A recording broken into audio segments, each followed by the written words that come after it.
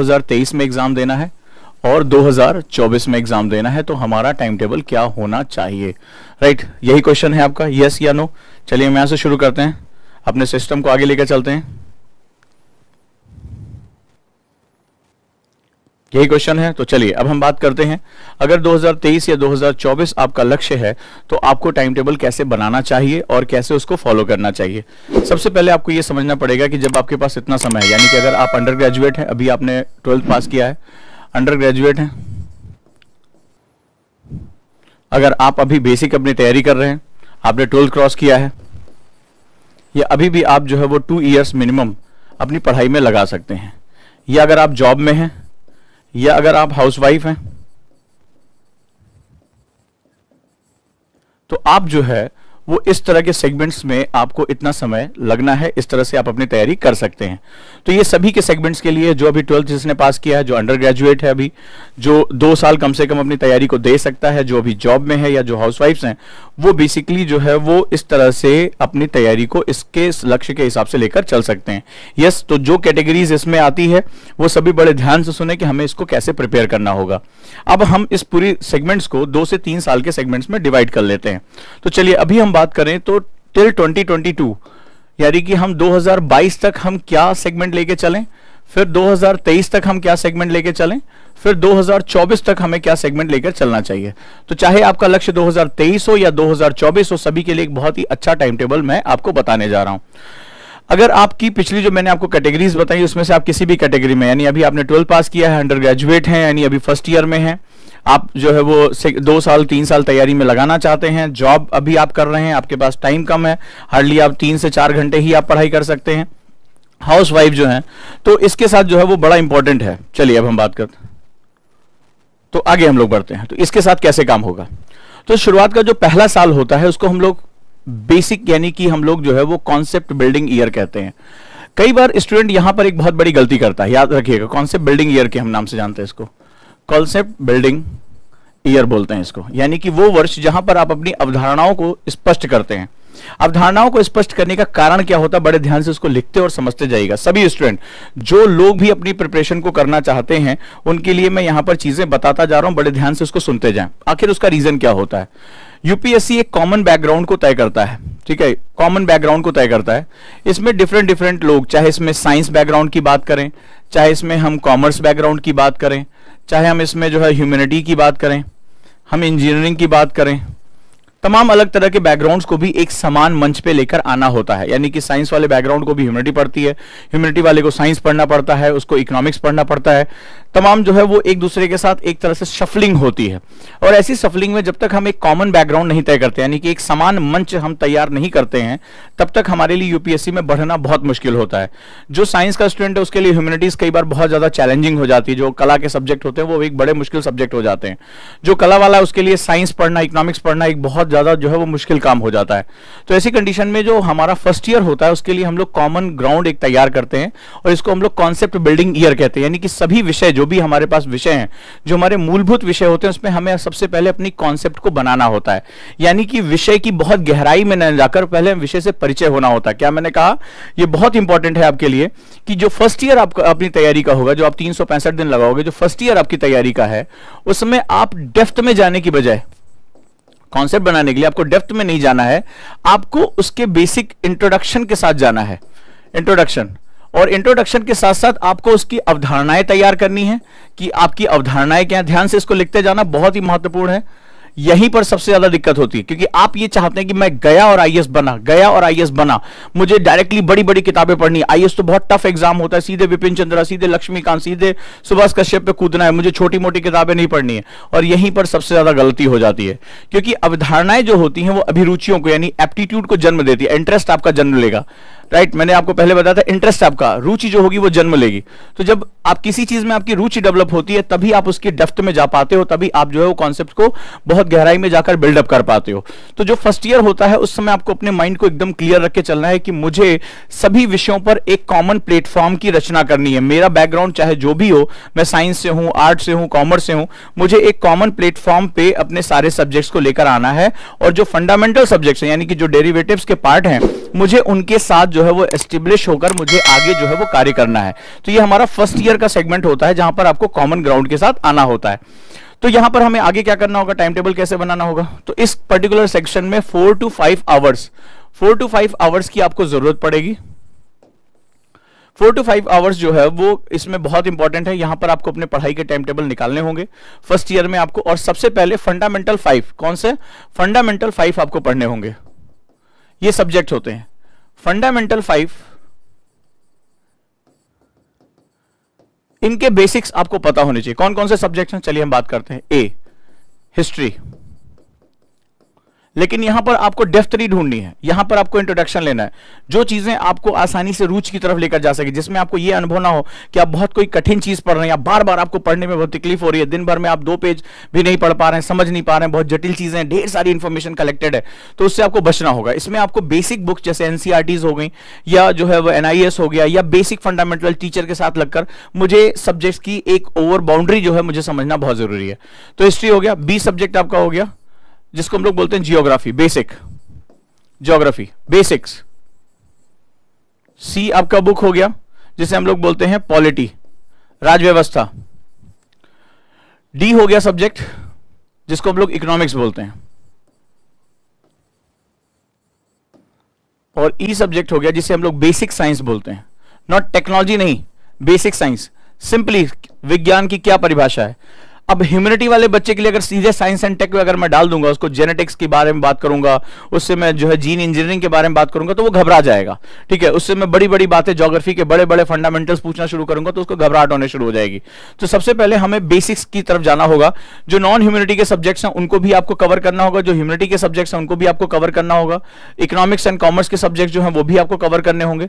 तो सबसे पहले आपको एक बेसिक कॉमन ग्राउंड जो है वो तैयार करना होगा, ये बहुत ही ज्यादा जरूरी है।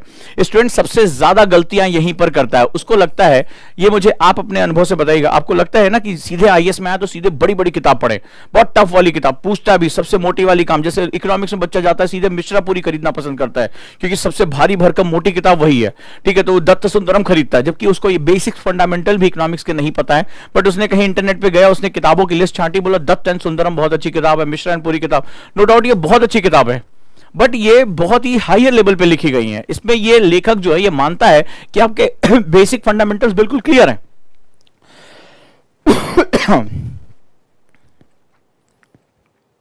क्लियर है। तो अब क्या होता है, धीरे धीरे जब वो किताब इतनी भारी भरकम आपके सामने आती है और आपको बेसिक्स नहीं पता कि ये डेवलपमेंट कैसे हुआ, आप घबराना शुरू कर देते हो, क्योंकि वो आपको बेसिक वो मान के चल रहे हैं कि आप ग्रेजुएट हो या ग्रेजुएशन में हो तो आपको ये किताबें इसके साथ पढ़नी चाहिए। स्टूडेंट क्या होता है, धीरे धीरे समय के साथ जो है उसको तकलीफ होनी शुरू हो जाती है और फिर लगता है यार ये सब्जेक्ट मेरा नहीं है। तो वो क्या करता है, देखो गलती क्या करता है, बोला नहीं ठीक है इकोनॉमिक्स में नहीं हो पा रहा तो कोई बात नहीं, हिस्ट्री अच्छी करते हैं, चलो हिस्ट्री में भी जब जाके नेट पे सोचता है तो नेट पे सबसे बढ़िया बढ़िया किताबों के नाम दिया हुआ है, जैसे केसी श्रीवास्तव का झा श्रीमाली, बड़ी बड़ी किताबों के नाम दिए गए हैं, बड़े डेप्थ में लिखी गई। एएल बॉशम की किताब खरीद के लेकर आता है, बहुत बड़ी, इसको बाइबल ऑफ एंशिएंट हिस्ट्री कहा जाता है, the wonder that was India. तो बड़ी भारी भारी किताबें लेकर आता है, सोचता है इससे जो है आईएएस की तैयारी कर रहे हैं। अब जब वो इन किताबों में जाता है तो ये किताबें रिसर्च स्कॉलर्स के लिए लिखी गई हैं, ये किताबें बड़ी डेप्थ में लिखी गई है, पोस्ट ग्रेजुएशन स्टूडेंट के लिए लिखी गई हैं। अभी आप जो है वो कॉलेज स्कूल से निकले हो और आपको जो है वो अभी सिर्फ बेसिक परिचय कराया जाना चाहिए था, आपको अपने सब्जेक्ट से जुड़ना। और अब क्या होता है, जब इन किताबों में जाते हो तो आप अंदर तो घुसते हो, 8-10 पेज पढ़ने के बाद आप गुम हो जाते हो कि मुझे क्या बात हो रही है, क्यों कहा जा रहा है, क्योंकि वो इन किताबों को लिखने का ओरिएंटेशन एक अलग है उनका रिसर्च सेगमेंट से। तो जब रिसर्च सेगमेंट में वो किताबें लिखेगी तो माना जा रहा है कि आपको बेसिक्स क्लियर हैं, तभी उसके बाद एडवांस में गया। तो उसमें जो लेखक है उसने उसको बेसिक से नहीं पढ़ाया, वो उसमें अपनी रिसर्च को वो जो है वो आपके सामने कंसोलिडेट कर रहा है, उसको जो सत्यापित करने की कोशिश कर रहा है। फिर थोड़े समय बाद क्या होता है कि आपका सर घूमने लगता है, बोले यार ये भी समझ में नहीं आ रहा, बड़ा टफ हो गया, अच्छा चलो ये नहीं हम कुछ और पढ़ेंगे, अब ज्योग्राफी पढ़ेंगे। तो धीरे धीरे क्या होता है कि आपके जो जैसे जैसे समय 6 महीने 7 महीने बीतते हैं वैसे धीरे धीरे आपका जो सब्जेक्ट से लगाव है वो खत्म होना शुरू हो जाता है, आप बिल्कुल जो है वो नलीफाई हो जाते हो, आप उससे बाहर हो जाते हो। फिर नतीजा क्या होता है, धीरे धीरे एक सब्जेक्ट अब इसमें गए, जैसे आपने देखा नेट पे गए, आपने कहा कि पॉलिटी की डीडी बसु आज भी मुझे पढ़ने में दिक्कत होती है। आचार्य डीडी बसु, उनकी जो है उपाधियां केवल जो है 2 पेज में लिखी गई हैं, लेकिन वो किताब अगर मैं बिगिनर को दे दूं तो उसको पकड़ में नहीं आएगा संविधान का मूल तत्व क्या है, संविधान निर्मित क्यों, मैं एक संविधान के साथ एक आम आदमी के रूप में अपने आप को जोड़ कैसे पाऊंगा, नतीजा क्या होगा, ये भी आपके हाथ से निकल जाएगा। धीरे धीरे ऐसा मैंने जो महसूस किया है बच्चों से बात करने के बाद कि समय बीतने के साथ साथ धीरे धीरे उनके सब्जेक्ट्स वीक होते चले जाते हैं, टाइम बीतता रहता है, और धीरे धीरे क्या होता है, वो टाइम पास में कन्वर्ट हो जाता है, टाइम यूटिलाइज नहीं होता, टाइम पास होता है, और धीरे धीरे टाइम हमारा जैसे जैसे खत्म होता जाता है, हमारे अंदर एक गिल्ट फीलिंग आती है। आप मुझे ईमानदारी से बताइएगा ऐसा होता है या नहीं होता है? हमारे अंदर एक गिल्ट फीलिंग आती है, शायद यार ये हमारा एग्जाम नहीं है, इस साल हम तैयार नहीं हैं और इस बार गड़बड़ हो गई, या एक साल पूरा बीत जाने के बाद फिर से लगता है कि फिर से कोई मोटिवेट करता नहीं, अच्छा आपको फिर से तैयारी अच्छी करनी है, फिर आप इस साल को नलीफाई करते हो, फिर अगले साल के लिए आप एक बार नई तैयारी करना शुरू कर देते हो। तो हमें क्या करना होता है, हमें अपने फंडामेंटल 5 को, जो ये आपके मूलभूत पंच तत्व हैं, उनको आपको एक साथ लेकर चलना पड़ेगा। History, geography, polity, economics and basic science, इनको आपको बेसिक्स एनसीईआरटी के साथ, एनआईएस के साथ, अपने टीचर के फंडामेंटल के साथ, ठीक है, सीबीएसई की बुक्स के साथ, इनके साथ आपको इसको प्रिपेयर करना होता है। एक साल आपको इसमें लगाना होता है। प्लस ये तो हुआ आपका एजुकेशन पार्ट। जो फर्स्ट ईयर होता है, जिनको 2022, तो ये जो आपका फर्स्ट ईयर है, इसमें आपको एक चीज और भी करनी होती है, क्योंकि आगे क्या होता है, आगे लड़ाई बहुत ज्यादा है। अचानक से जब आप एग्जाम वाले साल में पहुंचेंगे, जिस साल आपको एग्जाम देना है उसके एक साल पहले अचानक से आपके ऊपर लोड बहुत बढ़ जाएगा, प्रेशर बहुत बढ़ जाएगा, और उस कंडीशन में अगर आपने अपनी बेसिक प्रिपरेशन करके नहीं रखी है, आपने पूर्व तैयारियां करके नहीं रखी है, तो आप बिखर जाएंगे और आप एग्जाम के पास पहुंचकर हताश होकर एग्जाम छोड़ देंगे। ये एक सबसे इंपॉर्टेंट सेगमेंट है। चलिए हम लोग बात करते हैं। तो हमें एजुकेशन, अपने अपने जो है सिलेबस के बेसिक्स आपने पूरे किए, ये बहुत जरूरी है, बट इसके साथ साथ आपको स्किल्स यानी कि स्ट्रेटजी पर भी काम करना होगा। वो स्किल्स क्या हैं और वो अभी मैं सीखने के लिए क्यों कह रहा हूं, ये बड़ा इंपॉर्टेंट है, क्योंकि जैसे जैसे आप एग्जामिनेशन ईयर की तरफ बढ़ेंगे, तैसे आपको मेंस की प्रिपरेशन, एसए की प्रिपरेशन, राइटिंग की प्रिपरेशन, ऑप्शनल की प्रिपरेशन, इतना प्रेशर बढ़ जाएगा कि 24 घंटे तो ऐसे गायब होने शुरू हो जाएंगे कि आपको पता भी नहीं चलेगा। इसीलिए जो बेसिक फंडामेंटल्स होते हैं उनको फर्स्ट ईयर में ही पूरा कर लिया जाता है, अगर आप इस साल अगर अपनी तैयारी को शुरू कर रहे हैं। बड़े ध्यान से समझिएगा, कई बार इस वाले पार्ट पर कोई ध्यान नहीं देता। सिर्फ हमारा जो स्टूडेंट और हमारी कोचिंग सिस्टम है वो सिर्फ सिलेबस के बारे में, हम सिलेबस पूरा करा देंगे, हम सिलेबस पूरा करा देंगे, हम कोर्स पूरा करा देंगे, ऐसी बात होती है। लेकिन जो सेकंड पार्ट होता है, अगर आप प्रिपेयर नहीं हो तो इस युद्ध में लड़ना तो आपको है ना, ओजांग को लड़ना नहीं है या किसी और टीचर को लड़ना नहीं है, लड़ना आपको है। लड़ाई ये व्यक्तिगत है आपकी। आप उस दिन एग्जामिनेशन हॉल में आप अकेले बैठे होगे, इस सच्चाई को आप समझ लो। अगर आप वहां एग्जामिनेशन हॉल में अकेले हैं, युद्ध आपका है, तो आपको उसी हिसाब से प्रिपरेशन भी करनी होगी। अगर आप वो प्रिपरेशन नहीं करके जा पाते हो, अपने व्यक्तित्व में मजबूती लेकर नहीं आ पाते हो, तो इस एग्जाम के दबाव में बिखर जाओगे, इस बारे में कोई डाउट नहीं है मुझे। तो वो स्किल्स क्या क्या होंगी, ये बहुत जरूरी है आपके लिए जानना। एक, सबसे पहले आप अपनी राइटिंग स्किल को डे 1 से मेंटेन करना शुरू कर देंगे। राइटिंग स्किल, आप 2 पेज ही लिखिए डायरी के, लेकिन लिखना शुरू करिए। दूसरा, नोट्स मेकिंग स्किल। इस नोट्स को, जैसे अभी हम लोगों ने नोट आर्ट को डेवलप किया, ठीक है, आपने देखा होगा, मैं अक्सर जो है वो अपना स्टेटस पे बच्चों के जो है वो लगाता हूं नोट आर्ट। तो ये साइनॉप्सिस फेज में होना चाहिए, बहुत शॉर्ट होना चाहिए, सिंबॉलिक होना चाहिए, इसमें संकेतों का इस्तेमाल होना चाहिए, वर्ड्स कम से कम होने चाहिए, डायग्राम फॉर्म में होना चाहिए। तो इसको हम लोग नोट आर्ट, मैंने इसको नाम दिया ओजांग IAS एकेडमी में। और हम लोग जो एक मेथड यूज करते हैं LWMI, less word more information, ये हमने जो मेथड डेवलप किया है वो अभी तक का सबसे ऑसम मेथड है, जहां पर हमारे बच्चे लगातार कम से कम वर्ड में पूरे के पूरे नोट्स को वो कवर करते हुए चलते हैं। आगे चलते हैं हम लोग। तो ये बेसिकली राइटिंग स्किल हो गई, नोट्स स्किल हो गई, इसके बाद रीडिंग स्किल हो गई। आप बुक्स को पढ़ने की स्किल ही होती है, और इसके साथ हम लोग बोलते हैं WPM यानी वर्ड पर मिनट। आप जितनी तेजी से पढ़ेंगे, जितनी एक्यूरेटली पढ़ेंगे, उतनी ज्यादा किताबें पढ़ पाएंगे, उतने ज्यादा नोट्स को रिवाइज कर पाएंगे। ये एक बहुत ही इंपॉर्टेंट मेथड होता है। इसके साथ साथ अगली जो सेगमेंट्स होता है वो होता है रिवीजन स्किल। आप सोचेंगे सर रिवीजन की भी स्किल होती है? जी हाँ, रिवीजन की भी स्किल होती है, और ये बहुत ही इंपॉर्टेंट स्किल होती है। राइट, रिवीजन स्किल, ये हमें जो है वो कुछ चीजें ऐसी हैं जो हमें डेवलप करना होता है। इसके साथ साथ health and meditation, mental health और फिजिकल हेल्थ, ठीक है, हेल्थ एंड मेडिटेशन, क्योंकि अंत में जब आप घबराएंगे, आपकी एंजाइटी बढ़ेगी, आपको पसीना आना शुरू होगा, आपको थकान होगी, अंदर से जो है ब्लड प्रेशर ऊपर नीचे होगा, तो उस समय आपका जो दिमाग है उसको अगर आपने जितना ज्यादा ट्रेन किया होगा, जितना ज्यादा ट्रैंक्विल होंगे, शांत होंगे, आप जो है वो गंभीर होंगे, उतना ही ज्यादा जो है वो आसान हो जाएगा आपके इससे साथ निकलना।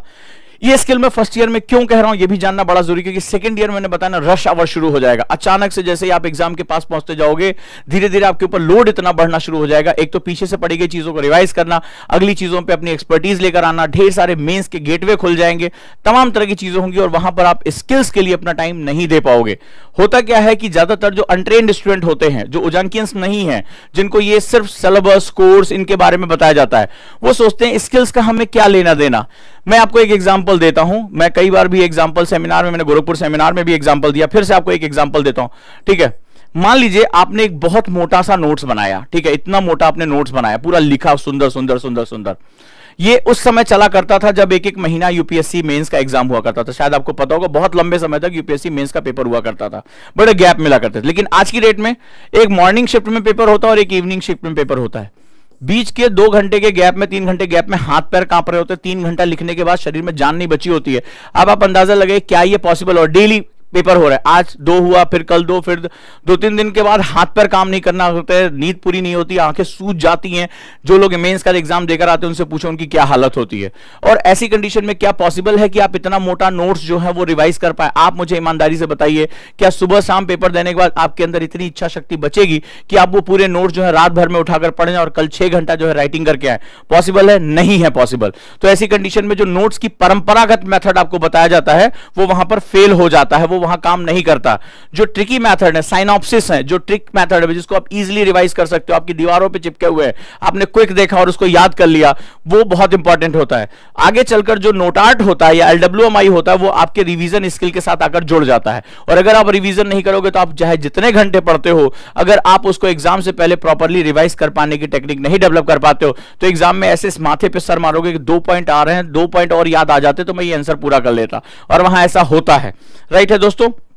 तो ये बहुत इंपॉर्टेंट सेगमेंट होता है जहां पर मैं आपसे बात करने जा रहा हूं। तो मैंने आपको बताया कि फर्स्ट ईयर में आपको फंडामेंटल 5 और प्लस स्किल्स, यही आपको सबसे ज्यादा फोकस करना है, क्योंकि इस दौरान आप थोड़ा रिलैक्स होते हैं, इसीलिए स्किल पे अपना टाइम देते हैं। आपको क्या लगता है ये बहुत आसान काम है कि आप गए और अचानक से अपनी जिंदगी भर की जो नोट्स बनाने की परंपराओं में जो पैराग्राफ लिख रहे थे, अचानक से कोई बहुत बड़ा चेंज कर? It is time taking process, में समय लगता है। आपको क्या लगता है अचानक से जो है आपकी किताब पढ़ने की स्पीड अपने आप बढ़ जाएगी, आपने चाबी भरी हो? नहीं, इट टेक्स टाइम, इसमें समय लगता है, क्योंकि ये स्किल्स हैं, ये पूरी जिंदगी भर आपके काम आने वाली चीजें हैं। आपको क्या लगता है कि रिवीजन की जो आपकी मैथोलॉजीज है उसमें आपको अपने व्यक्तित्व के अगेंस्ट जाकर, अलग तरीके से जाकर आप एक नई रिवीजन की टेक्निक को डेवलप करेंगे? क्या ये पॉसिबल है?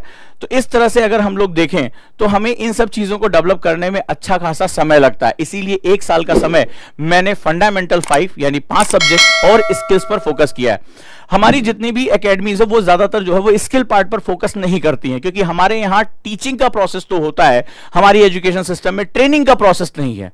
We are missing training process. तो हमें जो है वो ट्रेनिंग प्रोसेस में जो है वो जाना पड़ेगा। अब जैसे एक बच्चे ने लिखा फर्स्ट ईयर में राइटिंग में क्या लिखे, बहुत इंपॉर्टेंट क्वेश्चन है, और मैं आपको पता होगा, शायद पहली बार मेरे साथ आए होंगे, मेरे सभी बच्चों को पता है कि डू राइटिंग, आंसर राइटिंग से पहले राइटिंग होती है। जैसे फॉर एग्जाम्पल मैंने अभी तुमसे बात किया थोड़ी देर से, तो आज सिंपली डायरी उठाया और मैंने आपको बताया था इसके पीछे, राइटिंग के पीछे जो फंडामेंटल पर्पस होता है वो क्या होता है? मोटर एक्टिविटी को इन्वॉल्व करना। मैंने बताया था आपको मोटर एक्टिविटी को इन्वॉल्व करना, यानी हमारे दिमाग के जो न्यूरॉन्स होते हैं और हमारी जो मसल्स होती है हाथ की, इन दोनों को सिंक्रोनाइज करना बड़ा जरूरी है, बहुत इंपॉर्टेंट है, ठीक है।